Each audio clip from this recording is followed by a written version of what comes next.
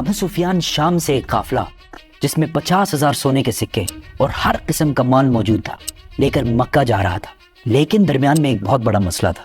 مکہ پہنچنے کے لیے اس کو مدینہ کے پاس سے گزرنا لازمی تھا، اور مدینہ میں مسلمان اس قافلے کو لوٹنے کے لیے تیار بیٹھے ہوئے تھے۔ تو ابو سفیان نے سوچا کہ کیوں نہ ایک منٹ، مسلمان قافلہ لوٹ رہے تھے، مسلمان کیسے قافلہ لوٹ سکتے ہیں، اور وہ بھی رمضان کے مہینے میں؟ اصل میں بدر کی جنگ سے 1 سال پہلے جب مسلمان مکہ سے ہجرت کر کے مدینہ گئے تھے تو وہ اپنے ساتھ کچھ بھی لے کر نہیں گئے تھے سوائے ان کپڑوں کے جو انہوں نے پہنے ہوئے تھے۔ مکہ والوں نے ان کو غصہ دلانے کے لیے ان کی ساری چیزیں، زمینیں، گھر سب بیچ دیے تھے،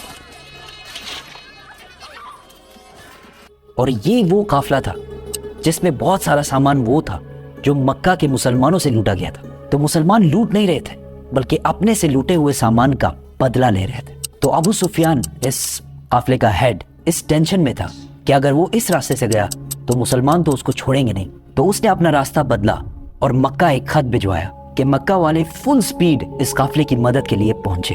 تو وہ بندہ جیسے ہی مکہ پہنچا اس نے کعبہ کے پاس جا کر اپنے اونٹ کے کان اور ناک کاٹ دیے اور اپنے کپڑے پھاڑ کر زور زور سے مدد کے لیے چیخنے لگا۔ یہ اس زمانے میں ان کا ایمرجنسی دکھانے کا ایک رواج تھا۔ اٹھا لو ہتھیار، جاؤ اپنے مال کی حفاظت کرو، محمد کارواں پر حملے کے لیے مدینے سے نکل آیا ہے۔ کتنے آدمی ہیں؟ 3۔ مسلمان فوج آلریڈی قافلے کو روکنے کے لیے نکل چکی تھی۔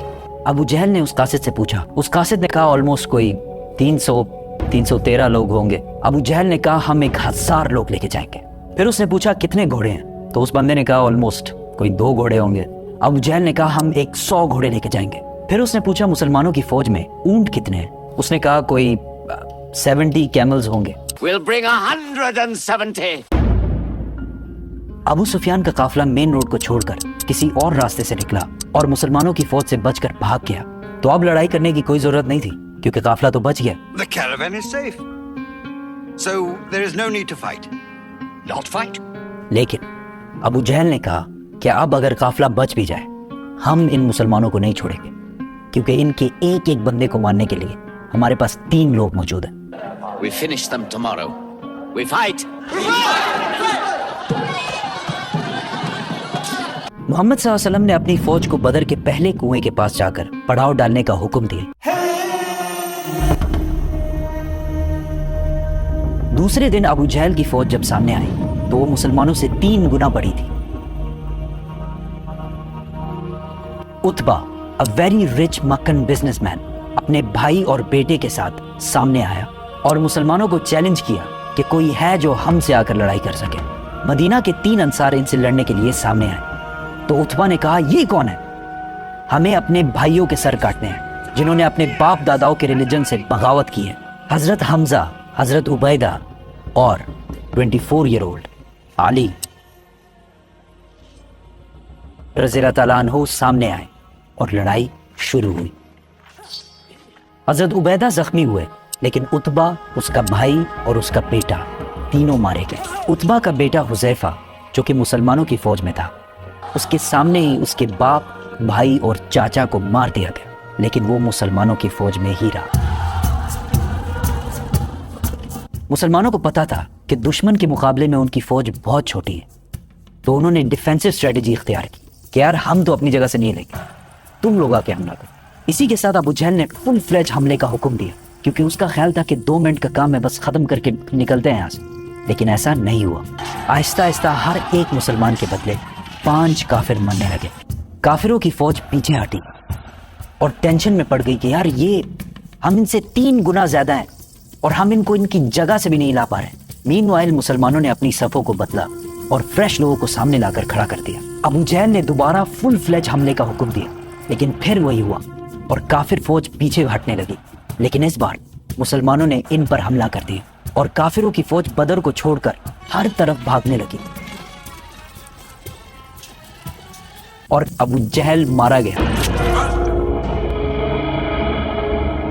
مکہ میں سارے جیت کی خبر کا انتظار کر رہے تھے کیونکہ پچھلے 60 سال میں مکہ کے قریش کو کوئی بڑی شکست نہیں ہوئی تھی اور آلموسٹ 65 سال پہلے انہوں نے ابرہہ کے 60,000 فوج کو بھی ہرایا تھا، اور اس کی وجہ سے پورا عرب قریش کو اپنا لیڈر مانتا تھا۔ لیکن اب مکہ کے قریش صرف 313 لوگوں سے ہار گئے تھے۔ پہلے جو لوگ جنگ سے بھاگ کر مکہ پہنچے تو ان پر کسی نے یقین ہی نہیں کیا کہ ایسا ہو ہی نہیں سکتا کہ ہم جنگ ہار گئے ہوں، لیکن آہستہ آہستہ انہیں سمجھ آنے لگی کہ وہ یہ جنگ اور پورے عرب میں اپنی عزت ہار چکے ہیں۔ ایک مشہور ویسٹرن ہسٹورین لکھتے ہیں کہ جنگ بدر سے پہلے عرب محمد کو ایک کمزور آدمی سمجھتے تھے جس کو اپنے ہی لوگوں نے نکال دیا تھا اور وہ دوسروں سے مدد مانگتا پھرتا، لیکن جنگ بدر کے بعد محمد ایک بادشاہ اور ملٹری جینیس کے طور پر پورے عرب میں مشہور ہو گیا، کیونکہ انہوں نے اپنے سے 3 گنا بڑی فوج کو ہرا کر دکھایا تھا۔ جیت کی خبر لے کر جب مسلمان مدینہ پہنچے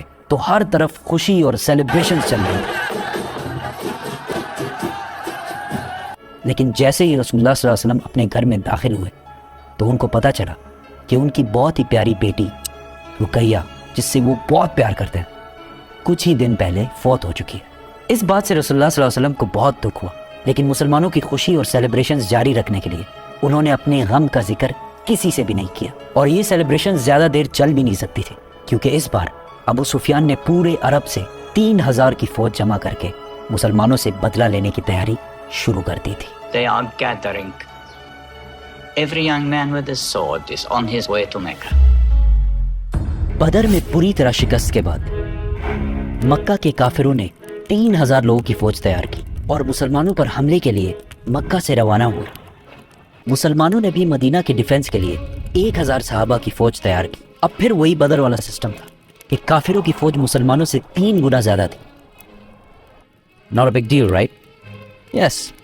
But اس بار مکہ والوں کی فوج میں ایک ینگ اور ٹیلنٹڈ لڑکا اور بھی تھا جس کا نام تھا خالد۔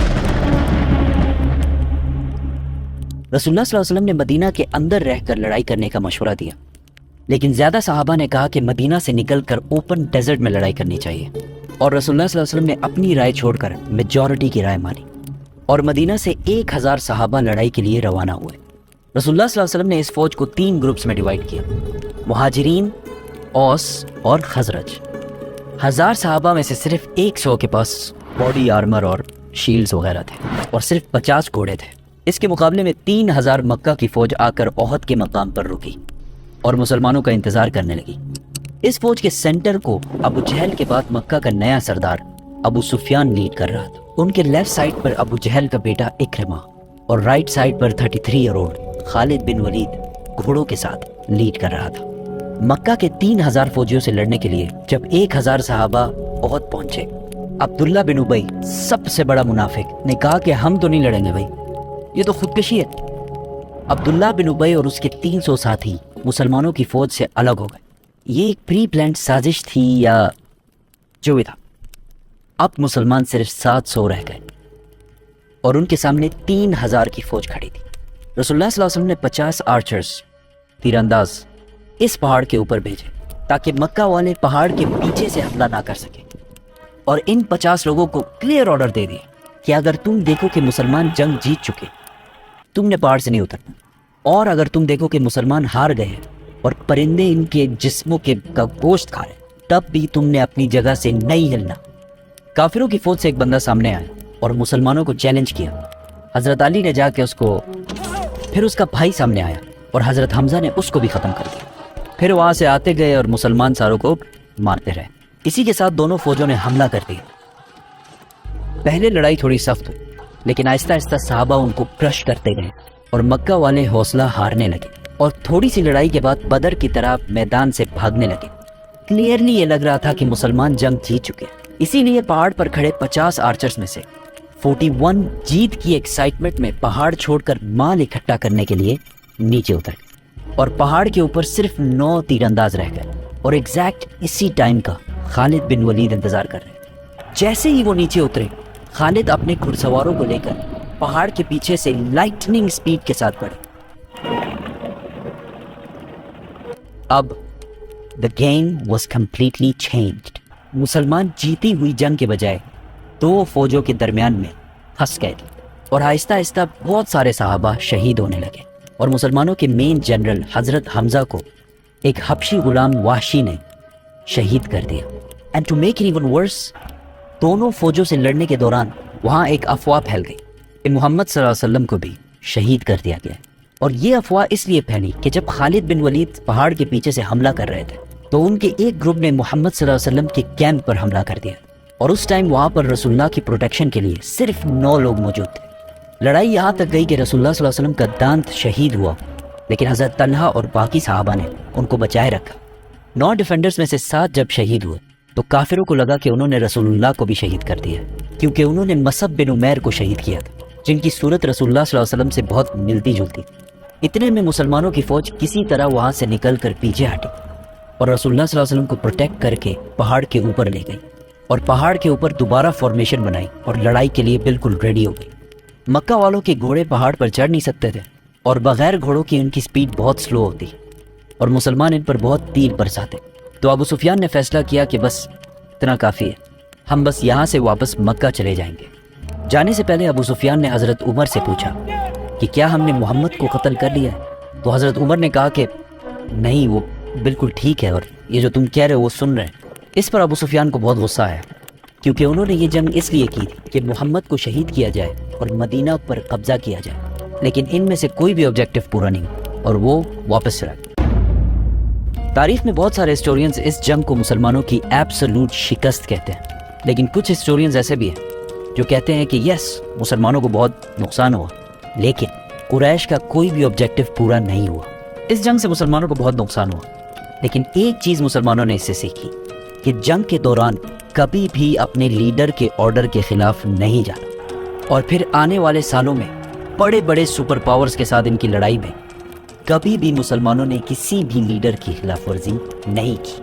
مکہ کی فوج واپس تو چلی گئی، لیکن اس بار ابو سفیان نے پورے عرب سے 10,000 کی فوج جمع کر کے مسلمانوں پر حملے کی تیاری شروع کر دی۔ احد کی جنگ جیتنے کے بعد ابو سفیان فل کانفیڈنس میں آ گیا کہ اب تو ہم ان مسلمانوں کو چھوڑیں گے نہیں، تو انہوں نے پورے عرب سے 10,000 لوگوں کی فوج تیار کرنا شروع کر دی۔ 10,000! پتہ ہے 10,000 کتنے تھے؟ پورے مدینہ کی آبادی، بڑے بچے عورتیں بوڑھے سب ملا کے بھی 10,000 کی ٹوٹل آبادی نہیں تھی مدینہ کی۔ کافروں کی ان تیاریوں کا جب رسول اللہ صلی اللہ علیہ وسلم کو پتہ چلا تو انہوں نے جلدی ایک میٹنگ بلائی، جس میں سب کو پتا تھا کہ لڑائی تو امپاسبل ہے، کچھ اور ہی کرنا پڑے گا۔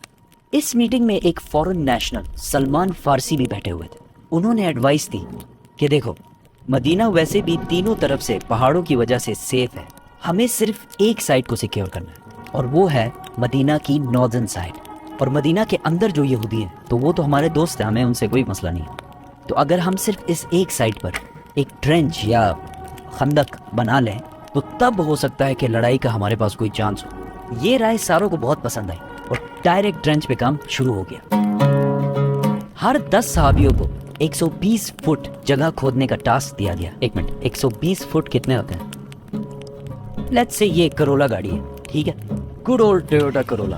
اس جیسی 8 اور کرولا گاڑیاں ہوں اور 5 ان کے نیچے ہوں، اتنا اور یہ سارا کام ان کو ایسی حالت میں کرنا تھا کہ بھوک کی وجہ سے پیٹ پر پتھر باندھے ہوئے تھے۔ ان ٹوٹل مسلمانوں نے بہت ہی کم عرصے میں مدینہ کی ناردرن سائڈ پہ 6 کلومیٹر کی ٹرینچ بنا دی۔ 6 کلومیٹر کتنا ہوتا ہے؟ لیٹس سے یہ کرکٹ اسٹیڈیم ہے، کرکٹ اسٹیڈیم بہت بڑا ہوتا ہے ایسے ہی اور 36 کرکٹ اسٹیڈیمز اگر لائن میں رکھے جائیں تو اتنی لمبی ٹرینچ، اور اگر کرولا گاڑیوں میں دیکھا جائے تو اس ٹرینچ میں 6560 کرولا گاڑیاں فٹ ہو سکتی تھی۔ خندق کھودنے کے دوران ایک بہت بڑا پتھر بہت کوشش کے بعد بھی ٹوٹ ہی نہیں رہا، تو صحابہ نے رسول اللہ صلی اللہ علیہ وسلم کو کہا کہ یہ تو مسئلہ ہو گیا۔ رسول اللہ صلی اللہ علیہ وسلم نے ایک کلاڑی اٹھائی اور اس پتھر کو زور سے مارا اور کہا شام، سیریا میرا ہے، اور اس کے پیلسز کو میں ابھی اس وقت اپنے سامنے دیکھ رہا ہوں۔ اور پھر دوبارہ اس پتھر کو مارا اور کہا ایران بھی میرا ہے، میں اس وقت ایران کے پیلسز کو اپنے سامنے دیکھ رہا ہوں۔ اور پھر تیسری بار زور سے مارا اور وہ پتھر چھوٹے چھوٹے پیسز میں ٹوٹ گیا۔ اور رسول اللہ صلی اللہ علیہ وسلم نے فرمایا کہ یمن کے پیلسز کی چابیاں میرے ہاتھ میں دی گئی ہیں۔ وہاں کھڑے سارے صحابی حیران ہو گئے کیونکہ انہوں نے اپنے سامنے ایک میریکل دیکھا تھا، لیکن ایران، شام، یمن، یہ تو سپر پاورز ہیں، یہ کیسے ہمیں ملیں گے؟ لیکن آج ہمیں پتہ ہے کہ ایران، شام اور یمن تو کیا، یہ پورا علاقہ ان کا ہے۔ وہاں کھڑے سارے منافقین ہنسنے لگے کہ یار یہ کھانے کو کچھ ہے نہیں، پیٹ پر پتھر باندھے ہوئے ہیں اور سامنے 10,000 کی فوج ان کو مارنے کے لیے آ رہی ہے۔ اور یہ لوگ ایران، شام اور یمن کو فتح کر رہے ہیں۔ مکہ والوں کی فوج پہنچی تو ٹینشن میں پڑ گئی کہ یار یہ کیا ہے، یہ تو ہم نے سوچا ہی نہیں تھا۔ اینڈ ٹو بی آنیسٹ، اگر وہ لوگ ڈائریکٹ حملہ کرتے، سرپرائز اٹیک، تو مسلمانوں کو ختم کر سکتے، کیونکہ ان کی فوج پورے مدینہ کے آبادی سے زیادہ تھی۔ دونوں فوجیں سامنے آئیں اور بس دور سے ایک دوسرے کو دیکھنے لگے۔ مسلمان بھی ریلیکس بیٹھے ہوئے تھے، ان کو کوئی ٹینشن ہی نہیں تھی۔ اگر کوئی ان کے فوج سے سامنے آتا تو مسلمان اس کو تیروں سے مار دیتے۔ کافی دن یہی سسٹم چلتا رہا اور آخر کافروں کے ایک گروپ کو غصہ آیا اور انہوں نے کسی طریقے سے اس ٹرینچ کو کراس کر کے اندر گھس گئے، اور اس گروپ میں ابو جہل کا وہی بیٹا اکرمہ بھی تھا، لیکن حضرت علی نے جا کے ان کے لیڈر کو مار دیا اور وہ سارے واپس بھاگ گئے۔ ایسا لگ رہا تھا کہ کلیئرلی مکہ والے جنگ ہار رہے ہیں، لیکن یہاں ابو سفیان نے ایک بہت زبردست گیم کھیلی کہ مدینہ کے اندر تو ہم نہیں گھسا، لیکن مدینہ کے اندر جو یہودی ہیں ان کو مسلمان کبھی اچھے نہیں لگتے۔ ان کو اگر ہم کسی طرح کنونس کریں اور وہ مسلمانوں کے گھروں میں ان کے عورتوں اور بچوں پر حملہ کریں تو مسلمانوں کو ضرور پیچھے ہٹنا پڑے گا اور ہم ان پر حملہ کر دیں گے۔ اور یہودیوں نے ڈائریکٹ ہاں کر دی اور سارے معاہدے جو مسلمانوں کے ساتھ کیے تھے توڑ دیے۔ ناؤ مسلمان عہد کی طرح دو فوجوں کے درمیان میں پھر پھنس گئے، اور یہودیوں نے آہستہ آہستہ مدینہ کے اندر صحابہ کے گھروں کو ریڈ کرنا شروع کیا۔ مسلمان اب اس ٹینشن میں پڑ گئے کہ وہ اپنے گھروں میں اپنے عورتوں اور بچوں کو بچائیں اور یا مکہ والوں کی فوج سے ادھر لڑیں۔ یہ بہت ہی ٹینس سچویشن تھی مسلمانوں کے لیے، یہاں تک کہ رسول اللہ صلی اللہ علیہ وسلم نے کہا کہ اب مدینہ والوں کے گھروں کو بچانے کے لیے صرف ایک ہی راستہ ہے کہ ہم کافروں کے ایک گروپ سے ڈیل کر لیں، کہ ہم ان کو ہر سال مدینہ کے کھیتوں میں جو کراپس ہوتی ہیں ان کا 1/3 حصہ ان کو دیں گے۔ لیکن صحابہ نے کہا کہ اگر یہ اللہ کی طرف سے ہے تو بالکل ڈیل کرتے ہیں، لیکن اگر آپ ہمارے بچوں کو بچانے کے لیے اتنی بڑی قربانی دے دیں تو ایسا نہ کریں، ہم آخری دم تک لڑیں گے۔ اتنے ٹینس سچویشن میں کہ مسلمان بالکل حوصلہ ہار رہے تھے۔ کہانی میں ایک بہت بڑا ٹوسٹ آتا ہے اور ایک بندے کی انٹری ہوتی ہے جو پورے گیم کو سنگل ہینڈڈلی چینج کرے۔ نیکسٹ ڈے کافروں کی فوج سے ایک بندہ سامنے آتا ہے اور کہتا ہے مجھے محمد سے ملنا ہے۔ آپ صلی اللہ علیہ وسلم کے پاس آ کر انہوں نے کہا کہ میں نے اسلام قبول کر لیا ہے، لیکن اس بات کا کسی کو نہیں پتا، بتائیں میں آپ کی کیا مدد کر سکتا ہوں۔ رسول اللہ صلی اللہ علیہ وسلم نے کہا جو بھی تم کر سکتے ہو کرو، ہم بہت مشکل میں اس ٹائم۔ Who, اس نے on کہا God's command, "Okay, along no with his problem." son Ismail, وہ سیدھا گیا یہودیوں کے پاس اور انہیں کہا کہ مکہ والے بہت بڑے دھوکے باز لوگ ہیں، ان کا ساتھ کبھی نہیں دینا، اگر انہیں تھوڑا بھی لگا کہ وہ ہار رہے ہیں تو وہ تمہیں یہیں چھوڑ کر واپس چلے جائیں گے، اور پھر مسلمان تمہیں نہیں چھوڑیں گے۔ ہاں اگر پھر بھی ڈیل کرنی ہے تو ان سے گارنٹی کے طور پر کچھ بندے ضرور مانگ لینا، اگر وہ سچے ہیں تو وہ ضرور دیں گے۔ اس کے بعد وہ سیدھا کافروں کے پاس گیا اور ابو سفیان کو کہا کہ یہودی اور مسلمان سارے ملے ہوئے۔ اگلے دن مکہ والوں نے یہودیوں سے کہا کہ بس ہم حملہ کر رہے ہیں، تم لوگ بھی حملہ کرو مسلمانوں کو ہمیشہ کے لیے once and for all۔ بالکل حملہ ہم کریں گے، لیکن آپ ہمیں کچھ بندے تو پرووائڈ کریں ایز اے گارنٹی۔ مکہ والوں نے یہودیوں کی بات نہیں مانی۔ یہودیوں کو جب پتا چلا کہ انہوں نے کوئی بھی بندہ حوالہ نہیں کیا تو انہوں نے بھی کہا یہ ہمارے ساتھ دھوکہ کر رہے ہیں، اور اس طرح یہودیوں اور مکہ والوں کی الائنس ٹوٹ گئی اور مسلمان دوبارہ گیم میں واپس آ گئے، کیونکہ اب ان کا دشمن صرف ان کے سامنے کھڑا تھا اور مدینہ کے اندر سے سارے خطرے ختم ہو گئے۔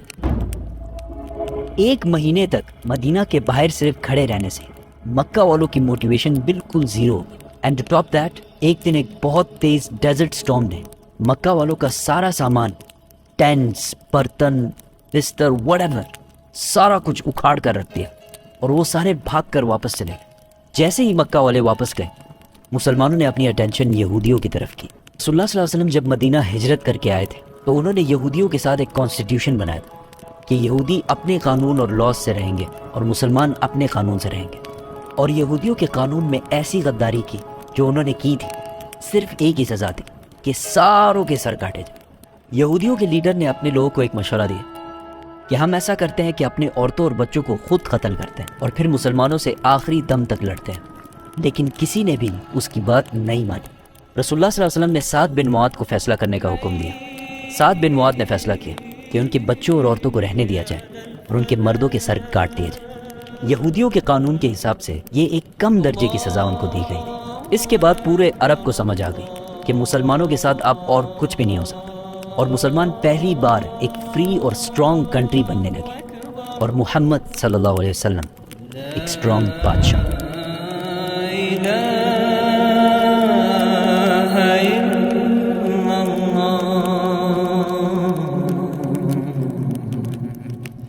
خندق کی جنگ جیتنے کے بعد ایک رات رسول اللہ صلی اللہ علیہ وسلم نے خواب دیکھا کہ وہ اپنے صحابہ کے ساتھ کعبہ کا طواف کر رہے ہیں. تو اس ڈریم کو پورا کرنے کے لیے آپ صلی اللہ علیہ وسلم 1500 صحابیوں کے ساتھ مکہ کی طرف روانہ ہوا ہے. لیکن مکہ والوں نے ان کا راستہ روک دیا. رسول اللہ صلی اللہ علیہ وسلم نے ان کے ایمبیسڈر کو کہا کہ ہم صرف اور صرف عمرہ کرنے کے لیے آئے ہیں. وہ بندہ واپس گیا اور مکہ والوں کو کہا کہ میں نے روم کے بادشاہ کیسر کو دیکھا ہے اور ایران کے بادشاہ کسرا کو بھی دیکھا ہے اور یمن کے بادشاہ نجاشی کو بھی دیکھا ہے, لیکن میں نے محمد جیسا بادشاہ کبھی بھی نہیں دیکھا. جب وہ وضو کرتے ہیں تو لوگ اس پانی کا قطرہ بھی زمین کو ٹچ کرنے نہیں دیتے.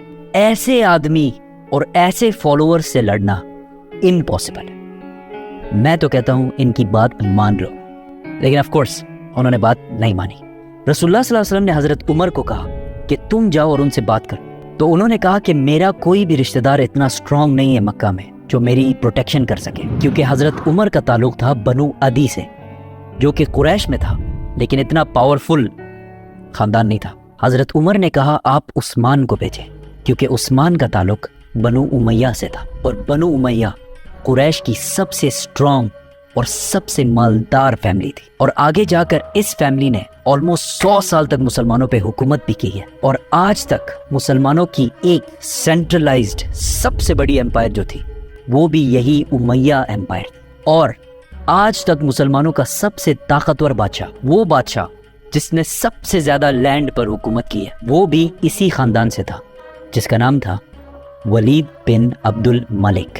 حضرت عثمان نیگوشیٹ کرنے مکہ گئے, لیکن اس میں ان کے کافی دن گزر گئے, جس کی وجہ سے مسلمانوں میں یہ افواہ پھیل گئی کہ حضرت عثمان کو شہید کر دیا گیا ہے.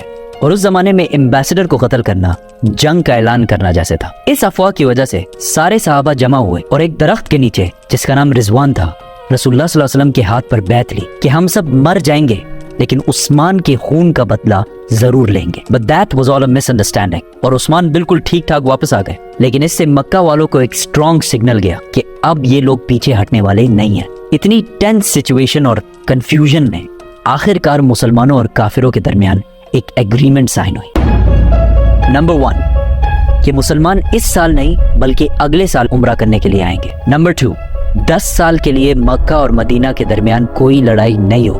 نمبر 3 اگر مدینہ سے کوئی آدمی مکہ جائے اسلام چھوڑ کر تو اسے کچھ نہیں کہا جائے گا, لیکن اگر مکہ سے کوئی آدمی مدینہ جائے اسلام قبول کر کے تو اسے واپس کرنا ہوگا. کسی بھی صحابی کو یہ ایگریمنٹ پسند نہیں آئی, کیونکہ اس میں تو کلیئرلی لگ رہا ہے کہ مکہ والے بدماشی کر رہے ہیں. لیکن رسول اللہ صلی اللہ علیہ وسلم نے ان سارے صحابیوں کی رائے سائڈ پہ کر کے اس ایگریمنٹ پر مہر لگا لی.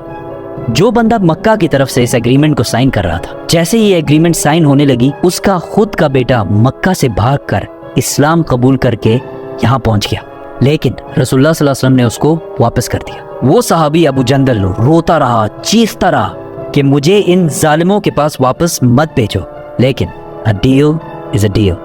اس کو واپس کر دیا گیا. کافی لوگ ایسے آنے لگے اور سب کو واپس بھیجا گیا. ایک دفعہ ایک عورت بھی مکہ چھوڑ کر مدینہ آئی, لیکن اس عورت کو واپس نہیں کیا گیا کیونکہ مکہ والوں نے معاہدے میں ایک غلطی کی تھی, اور اس معاہدے میں لکھا تھا کہ اگر کوئی آدمی مکہ سے مدینہ آئے تو اسے واپس کیا جائے گا. آدمی, عورت کا تو کسی نے کچھ نہیں کہا. اور اس طرح کوئی آدمی اگر اسلام قبول کر کے مدینہ آئے تو اسے واپس کر دیا جاتا تھا, لیکن اگر کوئی عورت آئے تو اسے مزے سے رہنے دیا جاتا. ایسا سسٹم چلتا رہا. آخر ایک شخص آیا, ابو بصیر. رسول اللہ صلی اللہ علیہ وسلم نے اس کو بھی واپس کیا, لیکن وہ کسی طرح وہاں سے بھاگ کر مکہ اور مدینہ دونوں کو چھوڑ کر ادھر ان the middle of nowhere رہنے لگا. آہستہ آہستہ بہت سارے لوگ مکہ سے مدینہ جاتے اور مدینہ سے انہیں واپس بھیج دیا جاتا, لیکن وہ مکہ کے بجائے ادھر ابو بصیر کے ساتھ رہنے لگے, اور یہاں آہستہ آہستہ ایک پورا ٹاؤن آباد ہو گیا. اور ان کی لوکیشن اتنی پرفیکٹ تھی کہ یہ مکہ اور شام کے درمیان جو ٹریڈ کا راستہ تھا بالکل اس کے پاس آباد تھے. تو انہوں نے آہستہ آہستہ مکہ والوں سے اپنا بدلہ لینا شروع کیا. اس ابو بصیر کے ٹاؤن کی وجہ سے مکہ والوں کا ملینز اینڈ بلینز کا نقصان ہونے لگا. آخر کار مکہ والوں نے تنگ آ کر اس ایگریمنٹ کا 3rd پوائنٹ جو انہوں نے خود بڑے خوش اور پاورفل ہو کے ڈالا تھا, خود ہی کہا کہ بس اس کو ختم کرو، اور کہا کہ آج سے اگر کوئی آدمی مکہ سے مدینہ جائے تو اسے پلیز مدینہ میں بہت اچھے طریقے سے رکھو، اور آہستہ آہستہ یہ ایگریمنٹ ان کے گلے میں پھنسنے لگی۔ معاہدے کا دوسرا پوائنٹ یہ تھا کہ 10 سال تک کوئی بھی لڑائی نہیں ہوگی، تو رسول اللہ صلی اللہ علیہ وسلم نے اس کا فل فائدہ اٹھاتے ہوئے عرب سے باہر جو دنیا کے باقی ایمپائرز اور سپر پاورز تھے ان کو اسلام کی دعوت دینا شروع کی۔ تو ایک لیٹر گیا حبشہ، آج کے زمانے میں ایتھیوپیا، دوسرا لیٹر گیا رومن ایمپرر ہرکل ہراکلس، اور تیسرا لیٹر گیا ایران کے بادشاہ خسرو کے پاس۔ یہ آج کے زمانے میں تو ہمیں پتہ ہے کہ بڑی بات تھی، لیکن اس زمانے میں ان بادشاہوں کے لیے یہ ایسے تھا کہ آج پاکستان کے ایک چھوٹے سے گاؤں سے کوئی لیٹرز لکھے ڈونلڈ ٹرمپ اور شی جن پنگ کو۔ لیکن ڈفرنس آج اور اس زمانے میں صرف یہ ہے کہ اس زمانے کے کرسچنز اور یہودیوں کو یہ بات بہت اچھی طرح پتہ تھی کہ بہت جلد ایک پیغمبر، ایک میسنجر آنے والا ہے۔ حبشہ کا بادشاہ نجاشی جو کہ کرسچن تھا، اس نے تو اسلام قبول کر لیا، لیکن رومن ایمپرر کو یہ بات بہت عجیب لگی، تو اس نے اپنے ایمپائر میں موجود کچھ قریش کے لوگوں کو بلایا، اور اس ٹائم ابو سفیان بھی رومن ایمپائر میں ہی موجود تھے۔ تو ابو سفیان کچھ عربیوں کے ساتھ رومن ایمپرر کے محل میں پیش ہوئے اور ان کو محمد صلی اللہ علیہ وسلم کے کیریکٹر کے بارے میں بتایا۔ رومن ایمپرر بہت امپریس ہوئے محمد کے کیریکٹر کے بارے میں سن کر، اور انہوں نے کہا کہ مجھے پتا تھا کہ بہت جلد ایک پیغمبر آنے والا ہے، لیکن وہ تم عربیوں میں سے ہوگا یہ میں نے کبھی نہیں سوچا۔ ابو سفیان نے وہاں سے باہر نکل کر اپنے ساتھیوں کو بولا کہ اب تو محمد سے رومن ایمپائر کا بادشاہ بھی گھبرانے لگا۔ یہ تو تھے دونوں کرسچن کنگڈمز، لیکن ایران کے بادشاہ زوراسٹرین پارسی تھے جو آگ کی عبادت کرتے۔ خسرو نے کہا تم لوگ اس ڈیزرٹ سے آ کے مجھے سکھاؤ گے کہ زندگی کیسے گزارنی ہے، اور اس لیٹر کو پھاڑ کر پھینک دیا، اور اس نے 2 لوگوں کو رسول اللہ صلی اللہ علیہ وسلم کو مارنے کے لیے بھیجا۔ ویئرڈلی انف کچھ ہی دنوں بعد اس کے اپنے بیٹے نے اس کو پھاڑ جان سے مار دیا۔ جیسے ہی وہ 2 لوگ مدینہ پہنچے تو رسول اللہ صلی اللہ علیہ وسلم نے ان کو بلایا اور کہا کہ جس بادشاہ نے تمہیں مجھے مارنے کا آرڈر دیا ہے اس کے اپنے بیٹے نے اسی کو مار دیا ہے۔ وہ یہ سن کر حیران ہو گئے اور واپس چلے گئے۔ اس طرح اسلام کا نام آہستہ آہستہ پوری دنیا میں پھیلنے لگا، اور ویسے بھی مکہ کے ساتھ تو 10 سال تک کوئی لڑائی نہیں ہونی تھی، تو مسلمانوں نے اپنی ساری اٹینشن مکہ کو چھوڑ کر خیبر کی طرف کی۔ صلح حدیبیہ کے بعد آخر کار مسلمانوں نے اپنی اٹینشن یہودیوں کی طرف کی، کیونکہ یہودی ہر ٹائم مسلمانوں کے خلاف کوئی نہ کوئی سازش ضرور کر رہا ہوتا ہے۔ خندق کی لڑائی بھی انہی یہودیوں نے شروع کرائی تھی۔ حدیبیہ سے پہلے ان پر حملہ کرنا امپاسبل تھا، کیونکہ اگر مسلمان ان پر حملہ کرنے کا سوچتے تو مکہ والے مسلمانوں پر حملہ کر سکتے تھے۔ حدیبیہ کی ایگریمنٹ کے بعد مکہ والوں سے 10 سال تک کوئی لڑائی نہیں ہونی تھی، تو یہودیوں سے جان چھڑانے کا یہ بیسٹ ٹائم تھا، اور یہودیوں کا ہیڈ کوارٹر تھا خیبر۔ خیبر کا قلعہ پورے عرب میں سب سے طاقتور قلعوں میں سے ایک تھا۔ عرب آلموسٹ سارا ہی ڈیزرٹ ہے، لیکن خیبر میں فارمز اور فروٹس اور یہ چیزیں بہت زیادہ تھیں جن کو پورے عرب میں ایکسپورٹ کر دیا جاتا، اور اس سے جتنا پیسہ بنتا تھا اس سارے کو یہودی اس قلعے میں سیف کر کے رکھتے تھے، کیونکہ ان کو پتا تھا کہ خیبر کو فتح کرنا امپاسبل ہے۔ مسلمانوں نے بہت ہی سیکرٹلی خیبر پر حملے کی تیاری شروع کر دی، لیکن مدینہ کے منافقوں نے پہلے ہی خیبر والوں کو بتا دیا کہ بھائی صرف 1500 لوگوں کی فوج تمہارے طرف آ رہی ہے، اور تم لوگ تو ویسے بھی بہت زیادہ ہو، آرام سے ان کو ہرا دینا۔ یہودیوں نے بھی اس خبر کو بہت لائٹلی لیا۔ یہودی ایک دن صبح اپنے کھیتوں پر کام کرنے نکلے تو اچانک سامنے مسلمانوں کی فوج کھڑی تھی، تو وہ چیخنے لگے کہ محمد آ گیا ہے، محمد آ گیا ہے، اور بھاگ کر واپس قلعے میں چلے گئے۔ خیبر مدینہ سے آلموسٹ 150 کلومیٹرز دور ہے، اور اگر آج بھی گاڑی میں جائے تو 2-2.5 گھنٹے لگ جاتے ہیں۔ اور خیبر کے اس قلعے کے 2 مین حصے تھے، ایک حصے میں 5 بڑے قلعے اور دوسرے حصے میں 3 قلعے تھے۔ تو مسلمانوں نے پہلا حملہ خیبر کے اس قلعے پہ کیا۔ پہلا قلعہ فتح کرنے کی بہت کوشش کے باوجود کوئی فائدہ نہیں ہوا، تو رسول اللہ صلی اللہ علیہ وسلم نے کہا کہ کل میں ایک ایسے آدمی کو جھنڈا دوں گا، اور جھنڈا دینا مطلب ایک ایسے آدمی کو لیڈر بناؤں گا جو اللہ اور اس کے رسول صلی اللہ علیہ وسلم سے محبت کرتا ہے، اور اللہ اور اس کے رسول اس سے محبت کرتے ہیں۔ سارے صحابی اس امید میں تھے کہ کاش یہ جھنڈا ہمیں مل جائے۔ ایون حضرت عمر رضی اللہ تعالیٰ عنہ نے کہا کہ میں نے کبھی بھی زندگی میں لیڈرشپ کی خواہش نہیں کی سوائے خیبر کے اس دن کی۔ रसूलुल्लाह सल्लल्लाहु अलैहि वसल्लम ने सारे बड़े उम्र के सहाबा छोड़कर झंडा सिर्फ 29 ईयर ओल्ड अली बिन अबी तालिब के हाथ में दिया। तो हजरत अली ने खुश होकर कहा कि मैं आखिरी दम तक इनसे लड़ूंगा। लेकिन रसूलुल्लाह सल्लल्लाहु अलैहि वसल्लम ने कहा टेक इट इजी, इनको इस्लाम की दावत दो। अगर एक शख्स भी तुम्हारी वजह से इस्लाम कबूल कर ले तो ये हमारे सारे ऊंटों से बेहतर है। हजरत अली रज़ियल्लाहु ताला अन्हु फौज लेकर गए और पहले किले पर हमला किया। इस किले का जो चीफ था उसका नाम था मरहब, और ये मरहब पूरे अरब में अपनी ताकत की वजह से मशहूर था। मतलब इससे लड़ने का कोई सोच भी नहीं सकता। उसने सामने आकर मुसलमानों को चैलेंज किया तो हजरत अली रज़ियल्लाहु ताला अन्हु सामने गए और क्वाइट इजीली उसको हरा दिया, जिसकी वजह से इसकी जगह हजरत अली पूरे अरब में एज अ वॉरियर मशहूर हुए।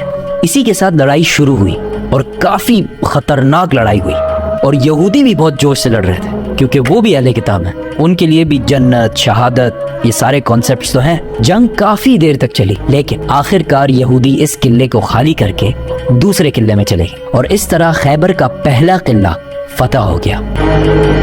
3 दिन तक मुसलमान इस दूसरे किले को फतह नहीं कर सके क्योंकि अगेन यहूदियों ने बहुत सख्त लड़ाई की, बट आखिर वो ये किला भी छोड़कर 3rd किले की तरफ भाग गए। तीसरा किला भी बहुत दिनों तक फतह नहीं हो सका और मुसलमान हैरान थे कि हमने तो इनके सारे खाने पीने के रास्ते बंद कर दिए, फिर भी ये बाहर आके लड़ क्यों नहीं रहे। कि एक दिन एक यहूदी जासूस जो मुसलमानों के लिए जासूसी करता था, उसने आके बताया कि खैबर के ये किले बहुत पुराने हैं और यहूदियों ने इन किलों के नीचे सीक्रेट रास्ते बनाए हुए हैं और इन रास्तों को यूज करके वो इस जगह से पानी किले के अंदर ला रहे हैं। तो मुसलमानों ने जाके वो रास्ता बंद कर दिया और कुछ ही देर बाद यहूदी किले से बाहर निकल गए और मुसलमानों से लड़ने लगे। और जो भी सहाबा से आकर सामने लड़ता है तो उनके साथ क्या होता है। 3 किले फतह करने के बाद 4था किला भी मुसलमानों ने इसी तरह आसानी से फतह कर लिया और यहूदी 4थे किले को भी छोड़कर 5वें और आखिरी किले की तरफ चले गए। 5वां किला फतह करना इम्पॉसिबल था क्योंकि ये एक पहाड़ के ऊपर बना हुआ था और जो भी इसके पास जाता यहूदी उसको तीर मार मार के भगा देते। इसीलिए यहूदियों ने अपने औरतों और बच्चों को भी इसी किले में रखा था और यहूदियों का सारा माल, गोल्ड, सिल्वर, एवरीथिंग, सारा कुछ इसी किले में पड़ा हुआ था। और अगर हिस्ट्री ने हमें एक चीज सिखाई है वो ये है कि सबसे ज्यादा पैसा हमेशा यहूदियों के पास पड़ा होता है। तो अगेन मुसलमानों ने बहुत कोशिश की इस किले को फतह करने की, बट इट वाज इम्पॉसिबल। यहाँ पे और कोई रास्ता जब नहीं था तो रसूलुल्लाह सल्लल्लाहु अलैहि वसल्लम ने टेक्नोलॉजी का फुल यूज करते हुए रैम्स और कैटapults को सामने किया और यहूदियों पर बमबारी शुरू कर दी और इस किले के दीवारें तोड़ने लगे। और बहुत कोशिश के बाद आखिरकार किले की एक साइड की दीवार गिर गई और ये देखते ही मुसलमानों ने फुल फ्लेज हमला कर दिया और यहूदी औरतों, बच्चों, गोल्ड, सिल्वर सब छोड़ के वहां से किले के दूसरे हिस्से में भाग गए। अब यहाँ पे कुछ हिस्टोरियंस कहते हैं कि आखिरी के 3 किलों ने सरेंडर किया और कुछ कहते हैं कि 2 ने सरेंडर किया और 1 के साथ लड़ाई हुई, but that doesn't matter. Khyber फतह हो गया। आखिर यहूदियों ने सख्त लड़ाई के बाद सरेंडर कर दिया और रसूलुल्लाह सल्लल्लाहु अलैहि वसल्लम ने इन सबको माफ कर दिया। लेकिन खैबर में जितना भी फूड और फ्रूट्स की प्रोडक्शन होती है उसका हाफ मुसलमानों को देना होगा, जिस पर यहूदियों ने खुशी से एग्री किया। खैबर से मुसलमानों को इतना गोल्ड और इतना पैसा मिला कि ऐसा हो कि आज पाकिस्तान में अचानक तेल डिस्कवर हो जाए और सारा कुछ बदल जाए। इवन हजरत उमर रज़ियल्लाहु ताला अन्हु ने कहा कि हिजरत के 7 साल बाद पहली बार खैबर में हमने पेट भर कर खाना खाया। जो मुसलमान मक्का से हिजरत करके मदीना आए थे उन सब ने अपने मदीना के भाइयों को पैसे वापस कर दिए। खैबर की इस जीत ने मुसलमानों को एक गरीब कम्युनिटी से अरब की सबसे पावरफुल और रिच कम्युनिटीज में से बना दिया।